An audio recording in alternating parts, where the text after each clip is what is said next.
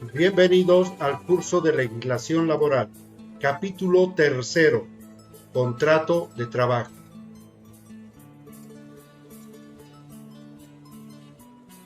Es importante señalar que el contrato de trabajo es aquel acuerdo, ya sea escrito o verbal, celebrado entre el empleador y el trabajador, en el cual se suscriben todas las condiciones o reglas de trabajo.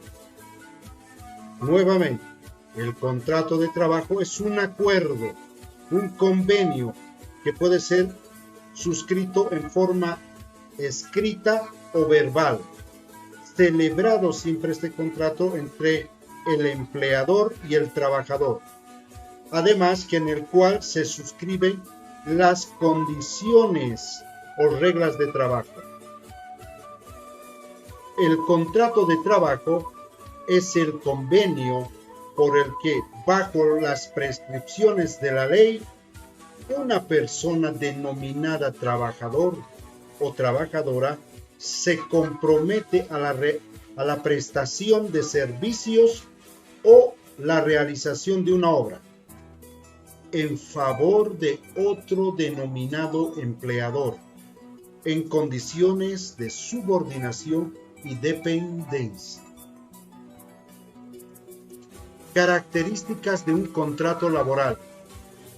Primera, subordinación o dependencia del trabajador al empleador, dirección y liderazgo del patrón respecto al trabajador, con emisión de órdenes directas. O sea, primera característica, subordinación o dependencia. Segunda, trabajo por cuenta ajena. El trabajo realizado por el trabajador es para el empleador, no es para él mismo, ¿no? Entonces eso queda bien claro. Horario de trabajo. Es una de las características del contrato laboral. Se establece horarios de ingreso y salida y asimismo de los descansos diarios. Sueldo o salario preestablecido, ¿no?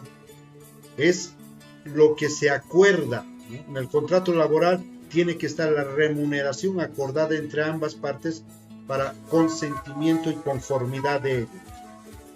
Exclusividad personal y continuidad.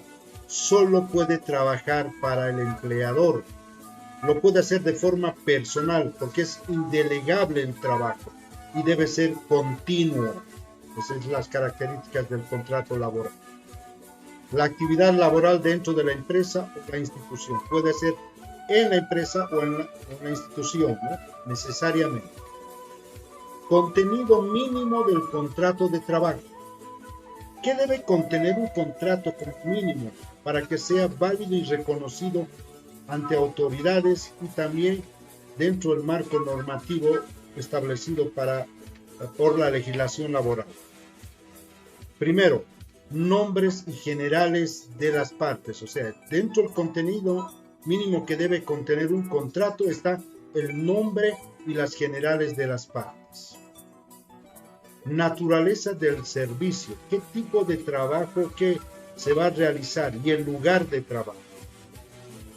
Determinación de si el trabajo será por tiempo, por obra, tarea a destajo.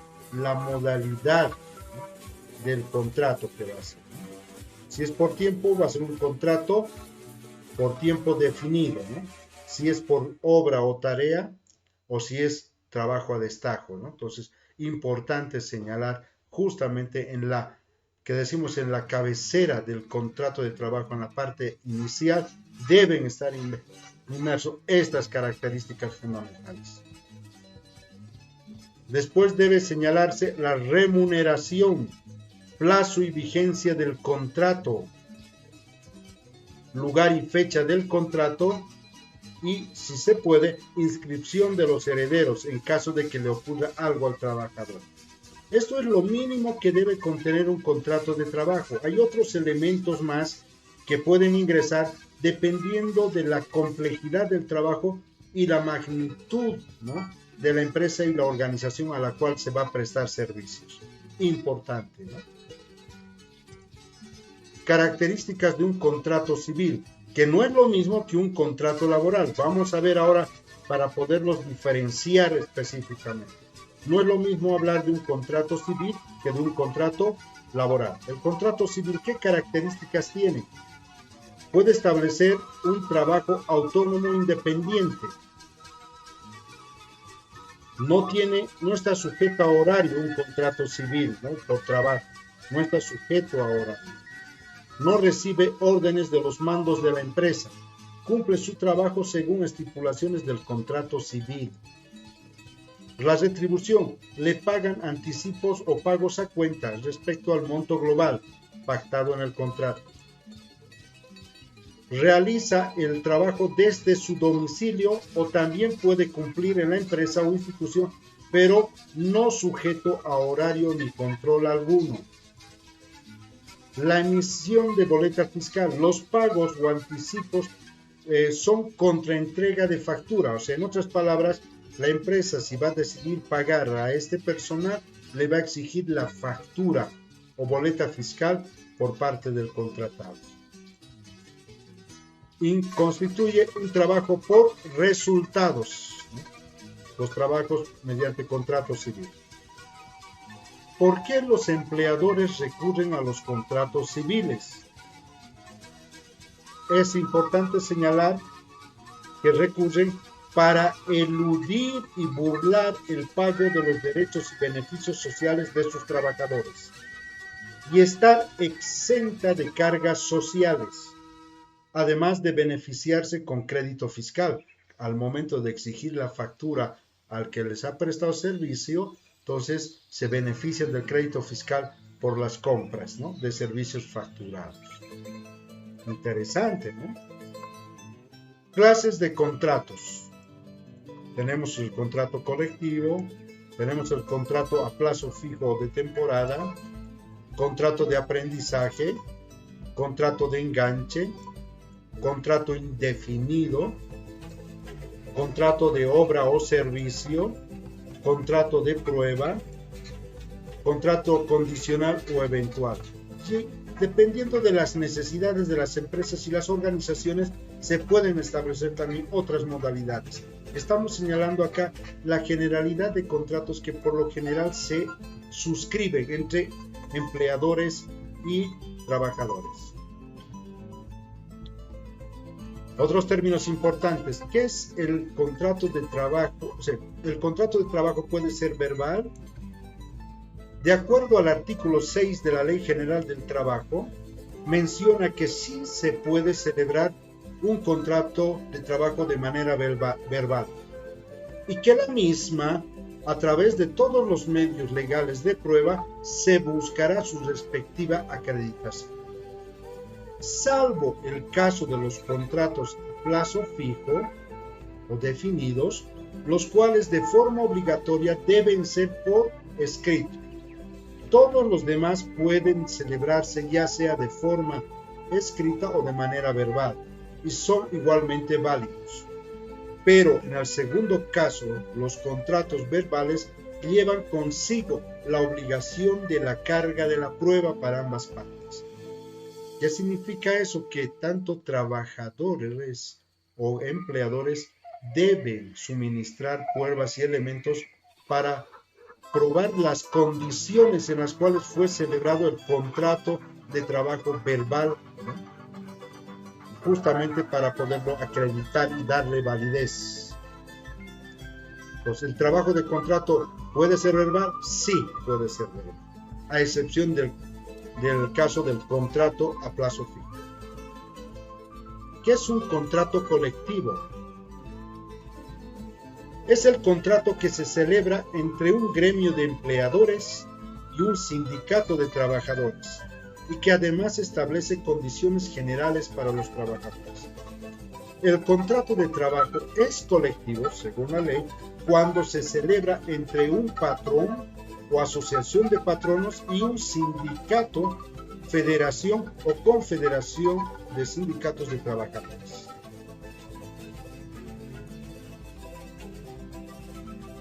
¿Qué es un contrato a plazo fijo? Un contrato a plazo fijo es aquel que debido a su naturaleza misma establece un plazo o término para su conclusión. El contrato podrá pactarse por cierto tiempo o realización de obra o servicio. Así lo señala la Ley General del Trabajo. Por esa razón, el contrato a plazo fijo debe ser necesariamente escrito y establecer el tiempo de su duración. ¿Qué es el término de prueba? Es aquel plazo al que puede optar el empleador al momento de contratar con el trabajador para garantizar la actividad laboral y para constatar la idoneidad del trabajador para el trabajo que va a realizar.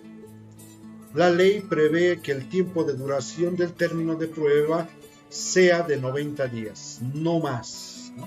No más. Eso es lo que establece la ley. ¿Qué es un contrato de aprendizaje? Es aquel que se suscribe entre un maestro de una materia técnica con un aprendiz, el cual puede ser menor de 14 años de edad de forma excepcional, eso dependiendo de qué tipo de labor se le va a enseñar, pero por lo general la ley establece que tienen que ser mayores de 14 años hasta 18. Ya sea este contrato de aprendizaje puede tener remuneración, sí o no, y debe celebrarse en presencia del Ministerio del Trabajo, el cual consiste básicamente en la obligación del maestro de enseñar un oficio al aprendiz y garantizando la educación y el bienestar del mismo mientras dure el contrato, que necesariamente deberá ser celebrado por escrito y por un plazo límite de 2 años. O sea, un contrato de aprendizaje no puede suscribirse por más de 2 años. En 2 años se supone que el aprendiz va a aprender el oficio que le va a enseñar el maestro. Y como dice, puede existir o no existir remuneración, pero este contrato se debe celebrar en presencia del Ministerio del Trabajo o la Dirección Departamental del Trabajo. Es importante, ¿no? ¿Qué es el contrato de enganche? Es aquel contrato que surge de la acción de una persona denominada enganchadora o intermediaria que contrata trabajadores por cuenta ajena para ponerlos a disposición del empleador principal. Un caso típico que tenemos nosotros acá son las agencias de empleo. Sus principales características son el contrato de enganche. Tiene por objeto la contratación por persona distinta al empleador. O sea, quien va a contratar al trabajador es una persona que no va a ser directamente el empleado, ¿no? Sino va a asumir la representación del empleado. Generalmente las tareas que deben cumplir los trabajadores cuando deben cumplirse lejos de lugares de residencia es donde ahí se utiliza el contrato de enganche, ¿no? Pues generalmente para esas tareas, ¿no?, que se realizan a largas distancias, ¿no?, donde el representante o el empleador no puede venir específicamente al lugar para poder contratar personas. Los gastos de traslado de ida y vuelta corren por cuenta del empleador. Así lo señala la ley y lo dispone. Trabajo a domicilio.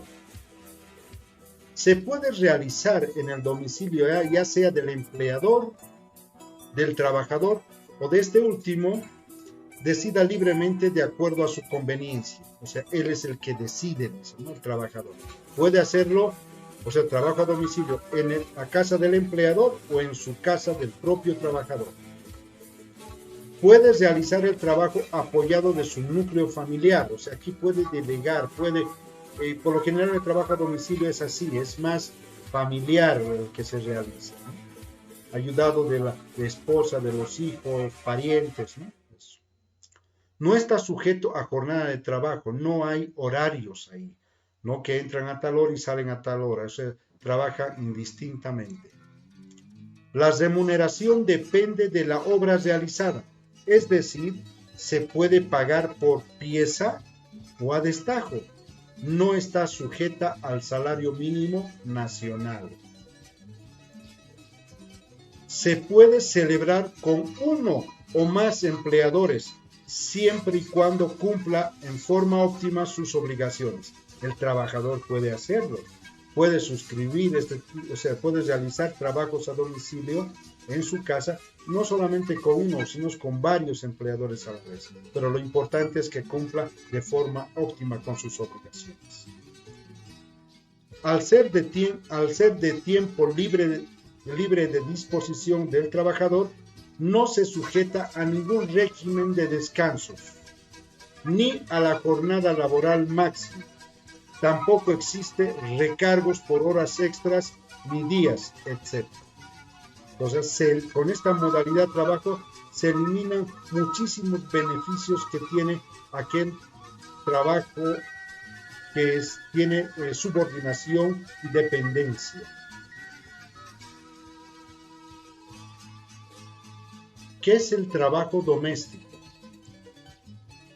Se entiende por trabajo doméstico a aquel que se presta en forma continua a una persona o familia en actividades propias del hogar, que habita bajo el mismo techo. O sea, ahí mismo trabaja la persona.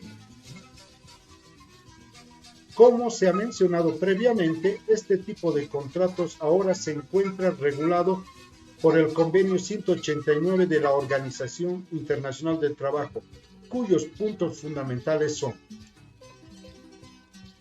el deber de informar todas las condiciones laborales a las cuales se sujeta un trabajador doméstico, el tipo de trabajo, remuneración, ¿no?, que debe ser al menos el mínimo nacional, un sueldo mínimo nacional, y plazos para el pago, vacaciones anuales, aguinaldos, plazo de duración del contrato, etc.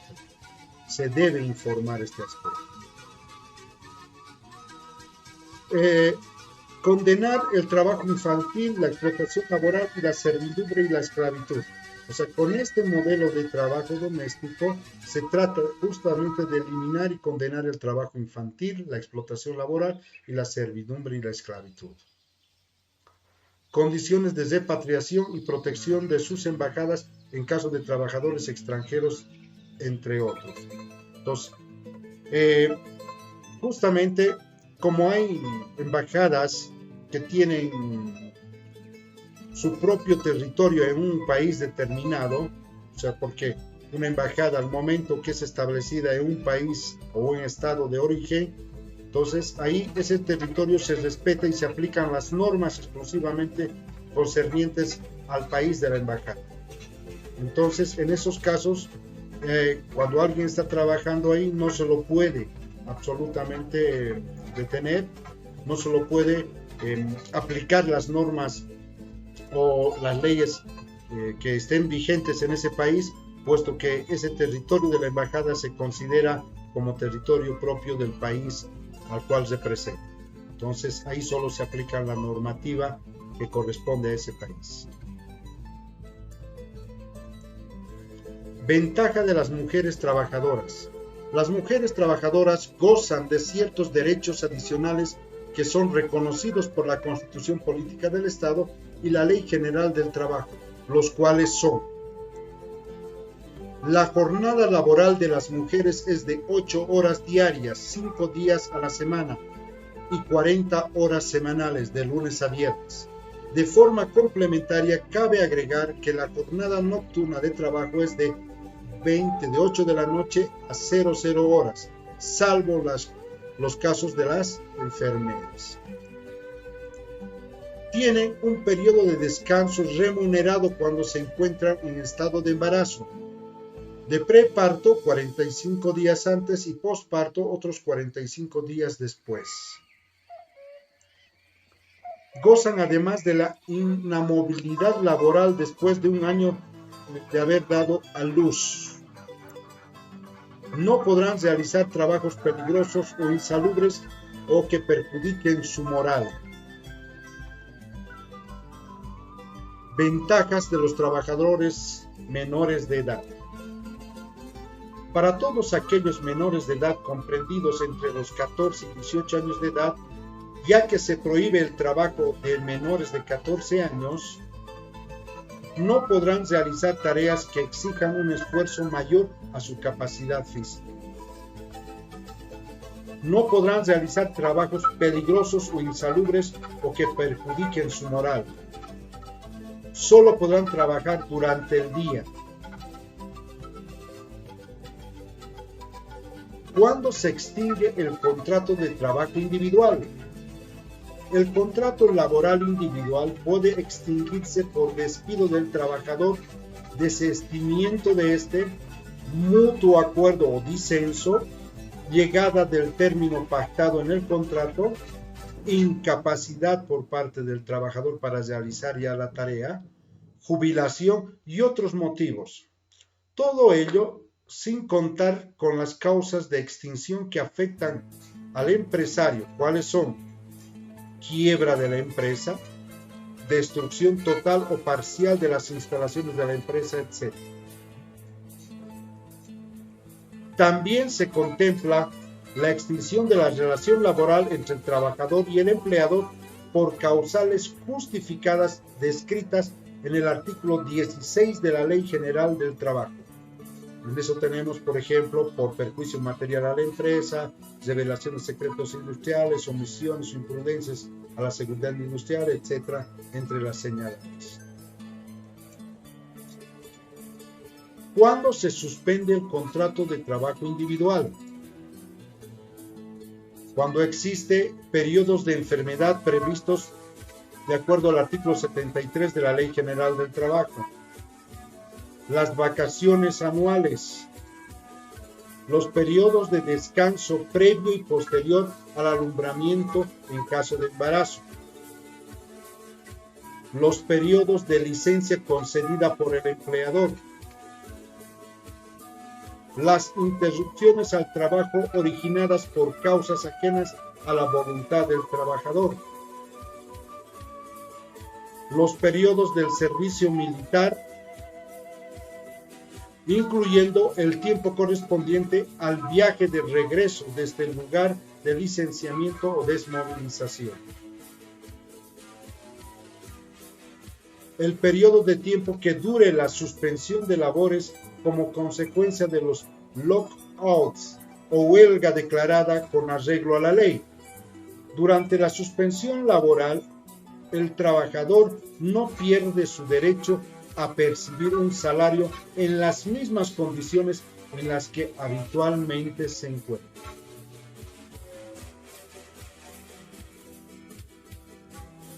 Trabajar constituye un deber indispensable para el hombre social. Rico o pobre, poderoso o débil, todo ciudadano ocioso es un ladrón. Jean-Jacques Rousseau, filósofo francés. Con lo que se da por finalizada la presentación del capítulo 3, Contrato de Trabajo. Agradeciendo de antemano su atención, nos despedimos y hasta la próxima sesión.